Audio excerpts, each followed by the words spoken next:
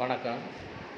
இப்போ இது என்ன ப்ராடக்ட் அப்படின்னு கேட்டிங்க அப்படின்னாக்கா, மில்லட்டில் சாம்பார் சாதம் மிக்ஸு, ப்ரீமிக்ஸ். அதாவது என்ன அப்படின்னு கேட்டிங்கன்னா, நீங்கள் இன்றைக்கி இப்போ சாம்பார் சாதம் பண்ணணும் அப்படின்னா, இது வந்து குதிரைவாலி சாம்பார் சாதம். இதுக்குள்ளே குதிரைவாலி ரைஸ் இருக்கும், துவரம்பருப்பு இருக்கும், பாசிப்பருப்பு இருக்கும், சாம்பார் பொடி இருக்கும், நட்ஸ் இருக்கும், நாங்கள் முருங்கை உப்பு உள்ளே சேர்த்துருப்போம், ஆயில் முதற்கொண்டு இருக்கும், கருவேப்பிலையிலேருந்து எல்லாமே இருக்கும். நீங்கள் இப்போ இது வந்து ஒரு டம்ளருக்கு 2 பங்கு தண்ணி வச்சு ஸ்டீம் வந்த உடனே நீங்கள் வெயிட் போட்டு சிம்மு கொண்டாந்துடணும். விசில் வர வரைக்கும்லாம் எதிர்பார்க்கக்கூடாது.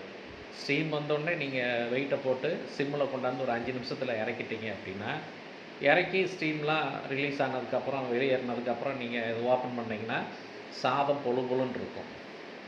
இல்லை எங்களுக்கு நெகிழ்வாக வேணும் அப்படின்னா ஒரு டம்ளருக்கு 2.5 பங்கு தண்ணி நீங்கள் கொடுத்தீங்க அப்படின்னா நெகிழ்வாக இருக்கும். ரொம்ப நெகிழ்வாக இருக்கும்னா 3 பங்கு தண்ணி.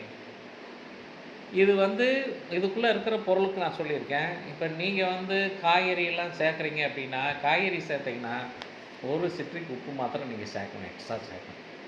காய்கறி சேர்த்தா, இல்லாட்டினா தேவையில்லை. இப்போ இதில் வந்து பார்த்திங்கன்னா குதிரைவாலி சாம்பார் சாதம் இருக்குது, வரகு சாம்பார் சாதம் இருக்குது, தினை அரிசியில் சாம்பார் சாதம் இருக்குது, சாமை அரிசியில் சாம்பார் சாதம் இருக்குது.